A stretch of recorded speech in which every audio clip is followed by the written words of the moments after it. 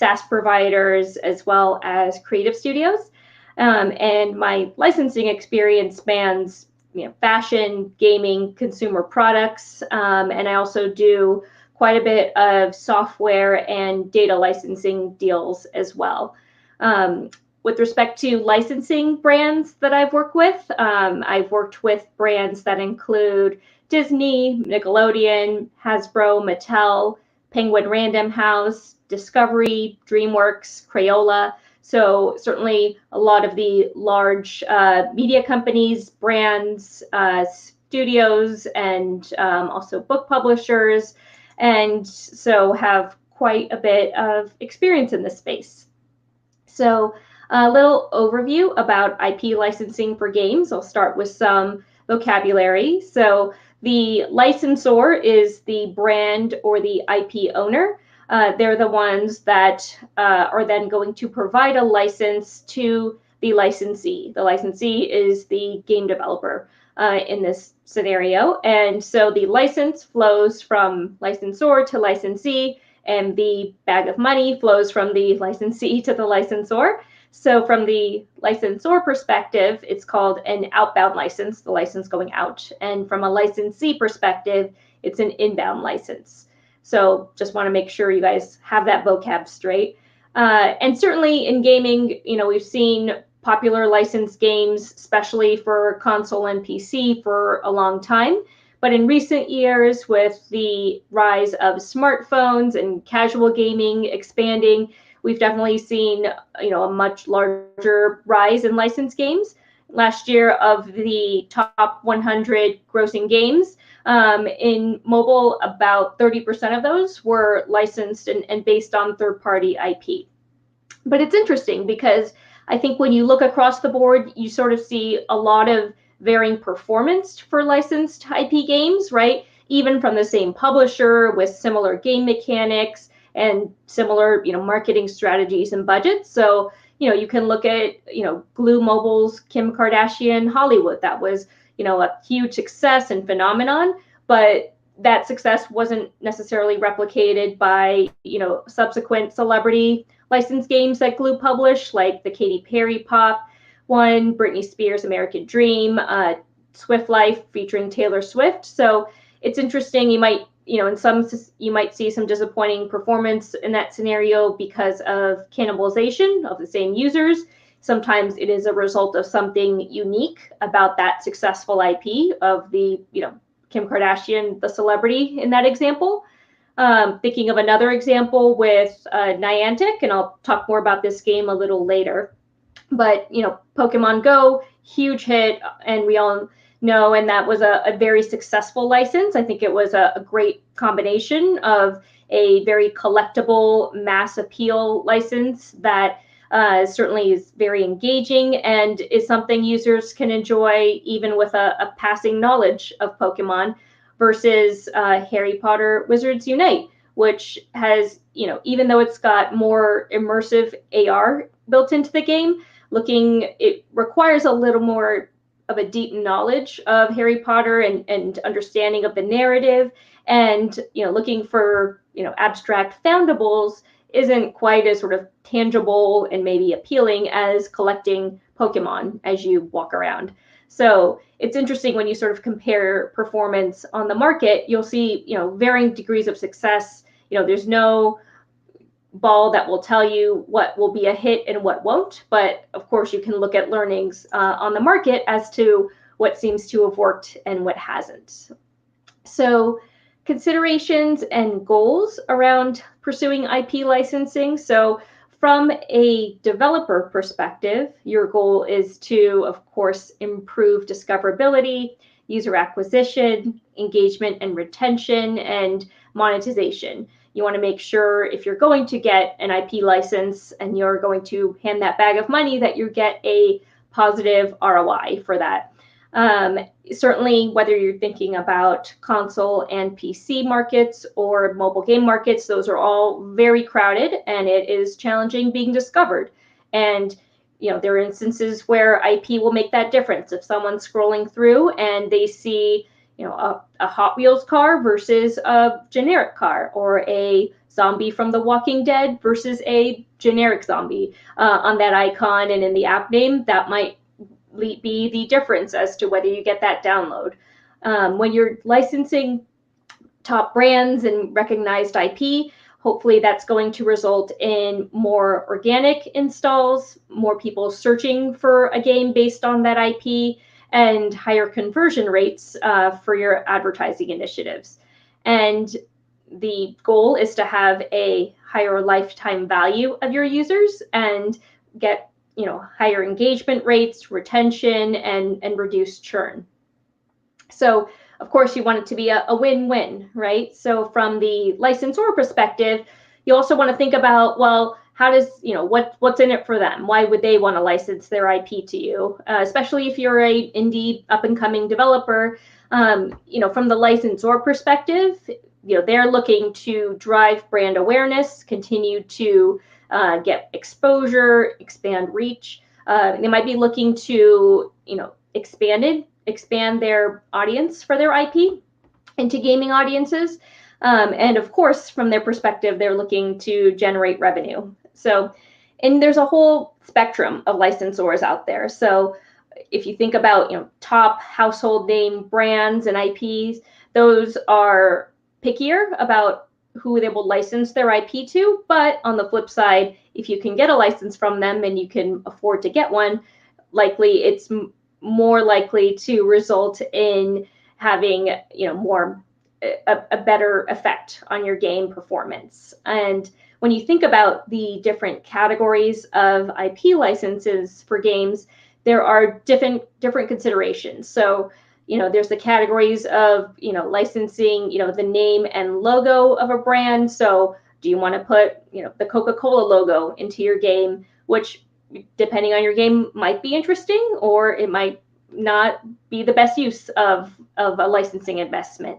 When you're looking at films, it's really interesting. I've worked on licensed titles where we got a license from a studio for a film that was in development so that the game would launch at the same time as the film release. That, in that case, proved to be very challenging because the studio, despite having, ironclad confidentiality restrictions, they can only share very limited information about the upcoming film. Things are constantly changing as they're working on development simultaneously on their side and editing. So it's certainly possible if you can get one of those licenses, but there's certainly, it can be challenging when you're working to integrate IP of a film that hasn't been released yet. And of course, both for the studio and for the developer, nobody knows if that film is going to be an amazing success or a flop. Something like 2020 can happen, and films don't get released in theaters at all. So you never really know. I guess I would say there's sort of more unknowns and higher risks. If you think about films that have already been on the market for a while, they were released a while back, you'll want to make sure they are still very popular and relevant, and that the audience that film appeals to is going to align with your game. And I'll talk about that in a few more minutes. With respect to TV series, so if you're going to license IP from a current TV series, you want to make sure that it's one that has multiple seasons and is committed for more, and you have a sense of how popular it is. And if you're looking at older shows that have already ended, those can be riskier, right? Because the fan base tends to fizzle. Even for networks that try to bring back shows, those tend to not do extremely well. So, even though certain TV series might have been popular 5-10 years ago, then launching a licensed game based on that IP today might not be the best choice. Now, there's exceptions across the board, but just something to think about.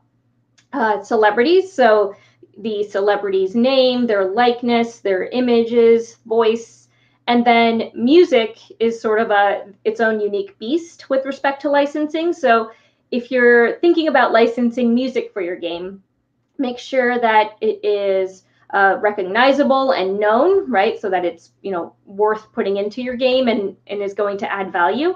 There are two different kinds of licenses with respect to music. So the first one is called a master use license. That gives you the right to use the actual song recording. A synchronization license gives you the right to sync that music with video or a game. And so you'll need both of those if you're going to use a existing recording.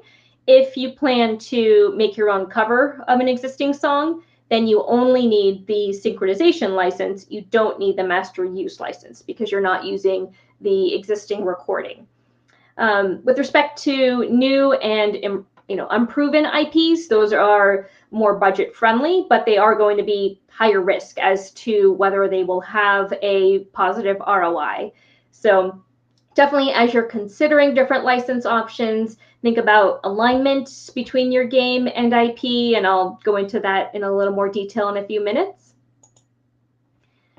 And with respect to the IP licensing timeline that I'll walk through in greater detail. So you'll start out by researching the various options and think about those considerations.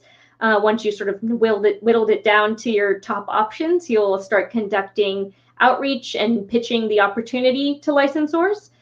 From there, hopefully they want to move forward and you'll negotiate a licensing deal. And then once that's signed, you move into integrating the IP into your game, getting approvals at multiple stages, and then you move into launching your game and marketing around that, and then ongoing reporting and relationship management. So the first stage is research, outreach, and pitching the opportunity to licensors. So think very closely about alignment between the IP and your game. Do you share the same target audience? And with respect to the IP, how recognizable is it? How big is their fan base? How big is their social media footprint? You generally want to make sure that then aligns with the target audience for your game. So if you're developing a first-person shooter game, I Love Lucy, likely not the best IP. Now, if you prove me wrong, let me know. If you're developing a racing game for kids under 5, probably you don't want to go pursue expensive licenses from Ferrari and Lamborghini. You want to go to Disney Pixar and get the Disney Cars IP if you can, right? So there's that alignment with your audiences that you want to pay close attention to. And then alignment with the game genre and mechanics. So the best example that we all know is Pokemon Go. It has incredibly collectible characters. It's fun for both older and younger audiences. Both my son and my husband love playing Pokemon Go, and it worked really well going into a location-based casual AR game. And at the time, when Pokemon Go was launched, it was a really novel use of emerging tech. And of course, as we all know, was a huge hit and continues to be one. So, that's probably the gold standard that you might be aspiring to with respect to having that alignment between the IP and your game. And you'll always want to think about potential risks associated with IP. So certain IPs might have certain controversies or negative connotations associated with them that you might want to think about if certain audiences would be turned off by that IP. Celebrities, of course, that can be a gamble because it is an individual, and you see certain celebrities that go off the deep end, right? So just something to think about when you're licensing IP. Sometimes it's fine, and if it could actually help performance of your game, or it might not, right? So, we look at Britney Spears pre-2007 and post-2007 from a licensing perspective. I think you would expect very different performance. And on the flip side, from the licensor perspective, they're going to be thinking about, is there risk associating their IP to you? So around, aligning their brand with messaging and genre and content of your game. Does it make sense? Does it enhance their IP footprint, right? You're not going to be able to get a top kids IP if you're developing a super violent RPG game, right? So it doesn't make sense on either side in that scenario, but certainly the licensor is not likely to say yes. As you're looking into those options, keep an open mind. Don't get tunnel vision. You want to make sure you aren't just only locked in on one IP. You might need to pursue a few different options and backup plans. So make sure you sort of qualify the different options and get it down to a few choices that you would be happy with in terms of getting a license. And take a look at, certain large brands are already developing games in-house. Those most likely, aren't super keen on licensing and having games that compete with theirs. And some brands already have sort of exclusivity deals in the gaming category with large developers. So in that case, it might not be an option. So just keep all of that in mind as you research what IP options you want to pursue. And then you'll want to spend quite a bit of time preparing amazing pitch materials. And I would say this advice is relevant whether you're pitching your game and your company to a licensor, some other prospective partner, a publisher, or an investor.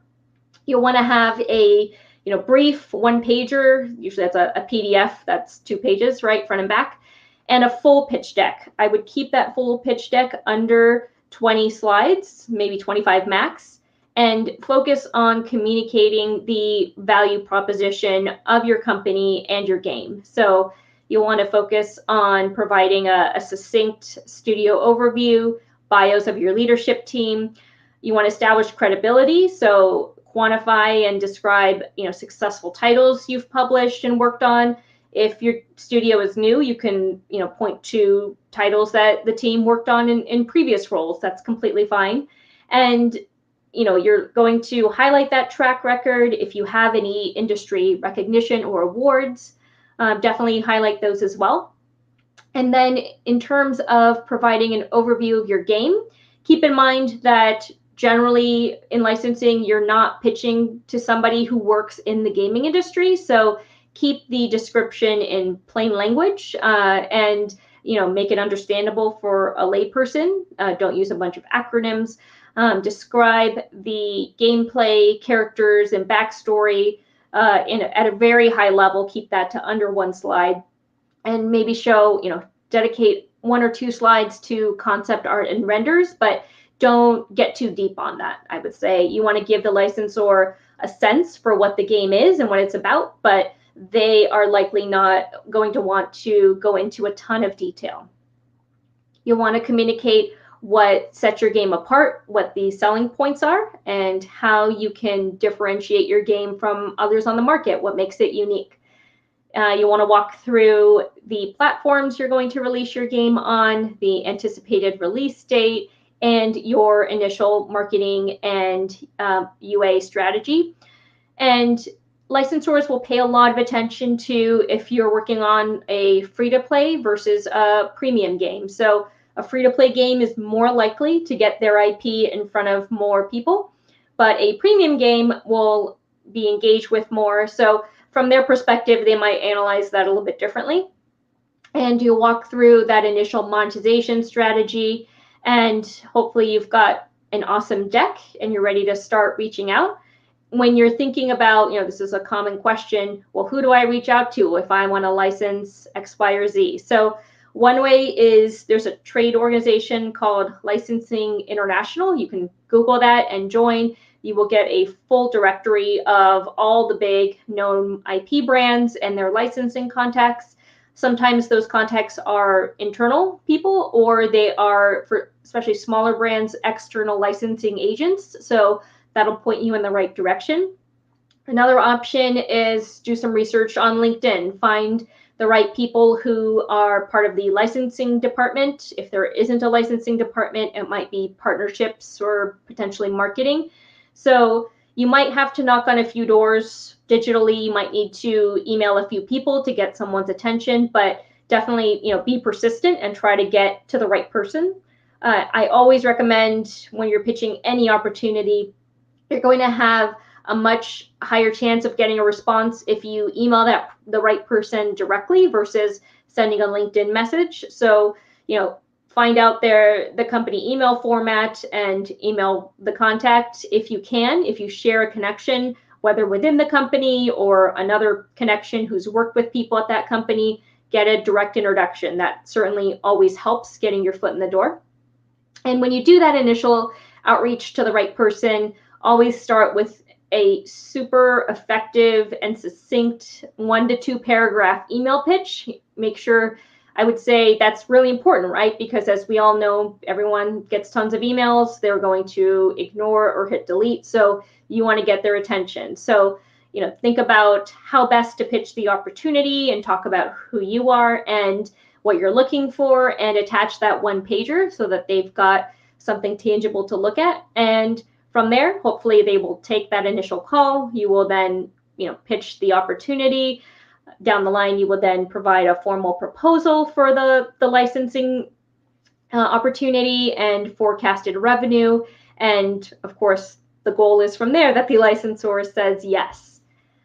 The next phase is deal negotiation. So I find this part to be the most fun from my perspective. Make sure even before you start negotiating one of these deals that you've got, an awesome game attorney representing you. So you want to make sure you're working with someone who has experience in the gaming industry, has worked on many licensing deals. They will definitely help guide you through this process and help negotiate effective terms. And there are quite a few great solo practitioners and boutique firms, some of whom are speaking at this conference, that are fantastic and can help you with that. When you're negotiating that full agreement, especially with large global brands, it's something that can take several months. So just keep that in mind. It's, they're not just going to send you an agreement, you sign it, you're done in a week. Especially at these large companies, their legal teams tend to not work really fast. They've got multiple teams internally that need to sign off on these deals. So just expect that process to take a while. When you're thinking about the key deal terms that you're going to negotiate, the first area that you're going to pay the most attention to is the economics. So the goal from the licensor perspective is that they want to maximize revenue and brand recognition for them while minimizing risk. So sometimes you'll see a one-time flat fee for an IP license. I would say you don't see much of that in gaming. Sometimes I would say if you do, it's in the social casino space. What you generally see is called a minimum guarantee, or MG, with a royalty. So the minimum guarantee, generally, I see it's a fee that is, I would say, ballpark 100K to 250K. It is something that is payable upfront when the agreement is signed, and it can be either set up as a one-time fee that you pay or something you pay on an annual basis while you have that license. And that guarantee can be either set up as just a fee that you pay the licensor, or it can be an advance against future royalties, which is more ideal, right? So if you pay 100K guarantee that is in advance, and you then generate, 150K in royalties, you're not then having to pay both, right? So it's definitely something to pay close attention to and negotiate if you can. And so that MG is based on forecasted sales from your proposal. And when you think about it, it's going to need to be a number, and that the licensor is going to come to you with a number that, makes the deal worthwhile for them, right?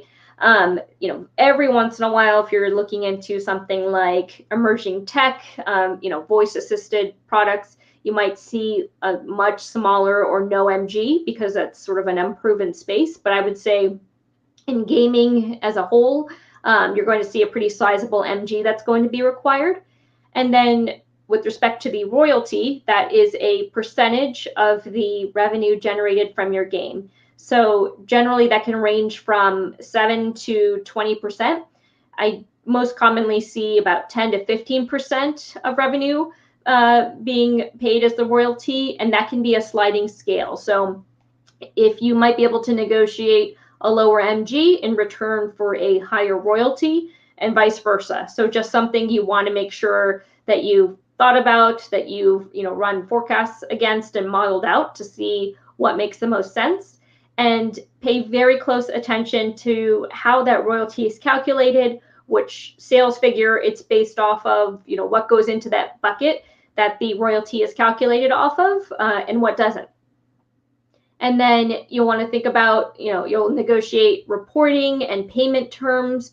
I would recommend, you want to have quarterly reporting of revenue to then calculate that MG. And then ideally, you would pay them on a quarterly basis, 45 to 60 days after each quarter. Depending on the licensor, they're going to have different requirements around that.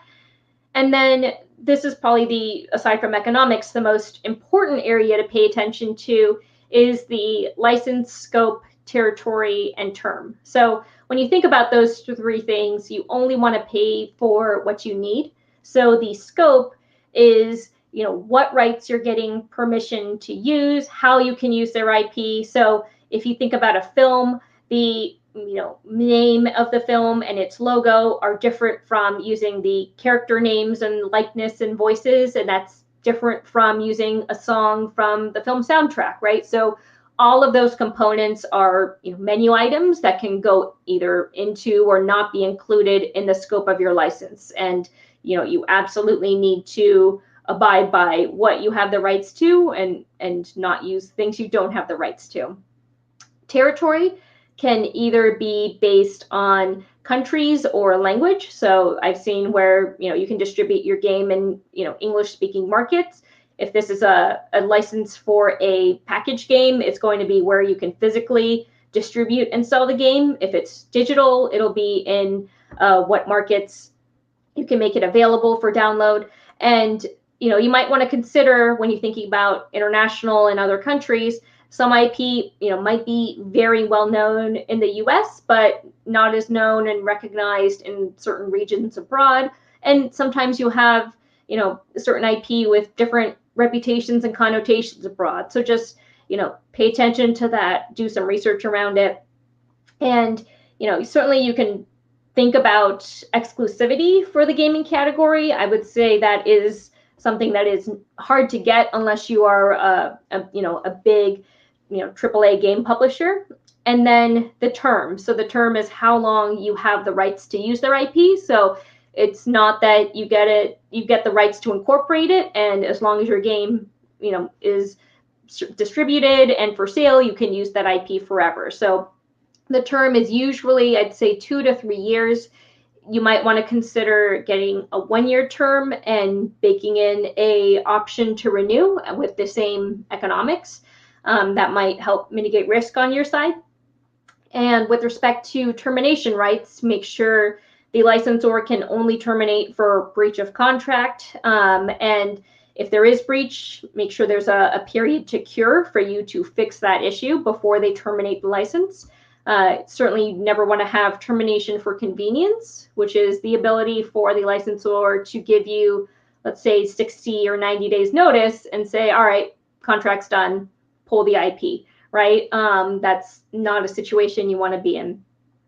And then after termination, if you have a package game, you would have something called a sell-off period. So that gives you the ability to sell already manufactured package games. So you're not allowed to continue to manufacture anymore after that termination date, but you could sell off what you already have manufactured, and that's sitting in a warehouse. With respect to digital, generally the license ends and you can't use the IP after that date. So approvals, pay a lot of attention to this in the agreement. So you'll want to make sure those timelines and methodologies are detailed, and you'll want to make sure you negotiate as short of a period as possible to get approval from the licensor. So that is a deadline. You submit an asset for approval, you want to try to get something like 5 business days for them to turn around the approval. Easier for smaller licensors to agree to than large ones. If you can, propose something that if you don't hear back by that deadline, that your submission is automatically deemed approved, if you can get that in. And make sure that the agreement specifies what stages and assets you need approval for. In terms of licensor commitments, you want to get marketing support from them. That is, part of why you are paying to license that brand. So things like social media posts from the licensor are fairly easy for them to do and are not expensive. Make sure that the licensing agreement is very specific about the frequency and timing of those posts. If those posts are going to be promoted, who's going to pay for that? And you'll want to make sure you license the licensor your game logo and marketing assets so that they can then feature that in their marketing. Maybe you can collaborate with the licensor on campaigns to unlock codes or give away codes to unlock things in your game. And if you have more negotiating power, you might be able to have a marketing recoup as part of the deal so that you are sharing those costs of marketing your game. Publicity rights are another area that you want to make sure that you bake in. So you want to have them commit to a certain number of press releases if you can. And usually I would recommend having it set up so that you draft that press release and send it to the licensor for approval. That way, it'll definitely happen and you have sort of more say in the narrative around that press release, but have the licensor agree to distribute that press release to their press list, which is likely larger than yours. Around performance updates. So this is something large licensors require. I wouldn't offer it if the licensor is not asking for it. It's something where you have to give this giant presentation about how the game is performing, and it's a lot of work. So try, if it is required, try to get that down to either an annual update or maybe twice a year. And then insurance requirements, licensors generally require $1 to $5 million in errors and omissions insurance coverage. Before you even go and pitch these licensors, I would recommend that you have at least $1 million in coverage already set up. With insurance in deals, I find that if someone comes to you and has a requirement and you go back and you say, well, I have $1 million in coverage, oftentimes they might agree to lower what they're requiring. Not always, but it's better than saying, oh, you want 5 million, let me look into that, right? So your deal is signed. It's time to integrate the IP into your game. You'll be getting style guides, art guidelines, requirements from that licensor about how you can use their IP. So funny sort of side note here, and this is public knowledge that's been covered in the press, but when Disney started licensing their princesses as a group, right? So I'm sure you've seen that, whether in toys or apparel. You see a whole lineup of Ariel, Belle, Jasmine, Snow White, and Disney requires that none of those princesses standing in a line or whatever it might be can make eye contact with each other because they all are from different film worlds, right? So they require that of all of their licensees, and they're not going to make an exception to a requirement like that. So Ariel and Belle can never look at each other on a t-shirt or in a game. So something like that is, certainly a licensor like Disney has the highest standards around, controlling and managing how their IP can be used, but that's just the type of thing to be aware of, right? It is the licensor's IP. If they have requirements, you need to abide by them.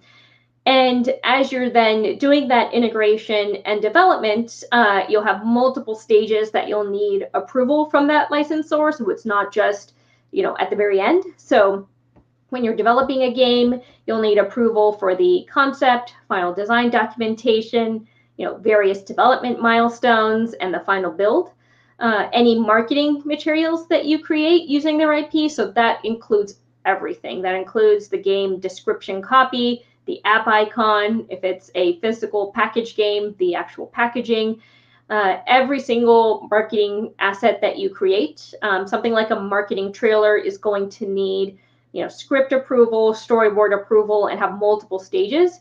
And, make sure that if you get approval for one thing, that doesn't mean you can take that and make a new version of it and use it in a different marketing context. Usually licensors they won't give you any kind of blanket approval.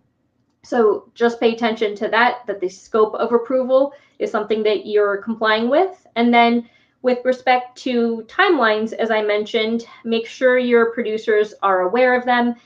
Many times you're going to need multiple iterations and revision cycles, especially with those top licensors. So if you think about if the licensor has 5 business days and then they require something to be revised 3 times, and each time you're waiting another 5 business days, that's going to cause a pretty long delay, right? So just be aware of that. Large licensors, it's usually not just the one contact. They need sign off from legal and creative teams and multiple teams internally. So it's just something that you want to make sure you are on top of.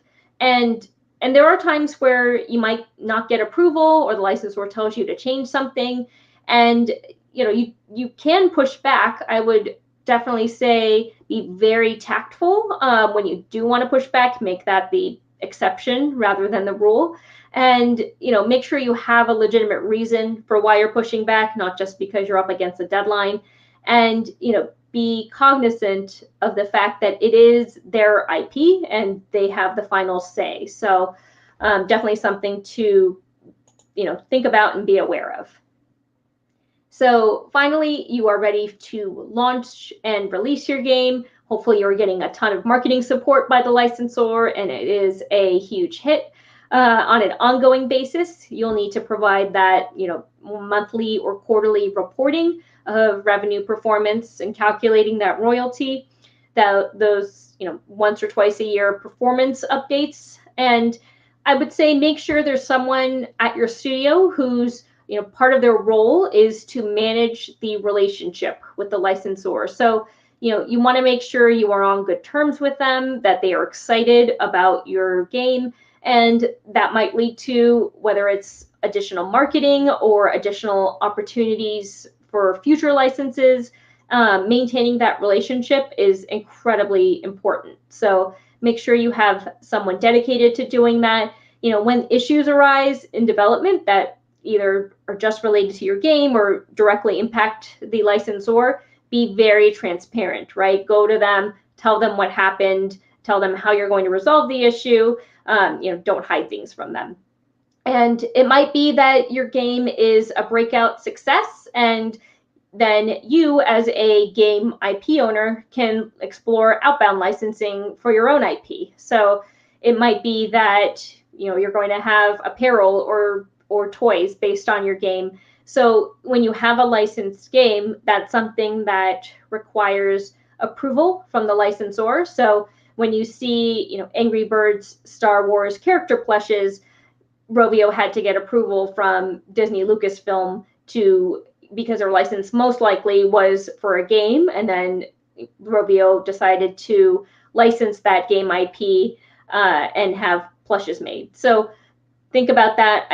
Hopefully any licensing partnership that you pursue is a huge success, that it adds value to your game.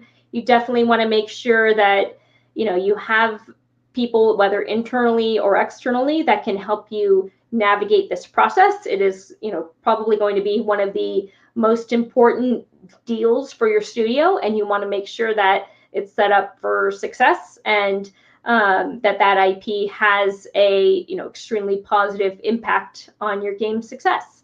So that is my presentation. If you have any questions or if I can help with anything, feel free to reach out, and certainly happy to see how I can help.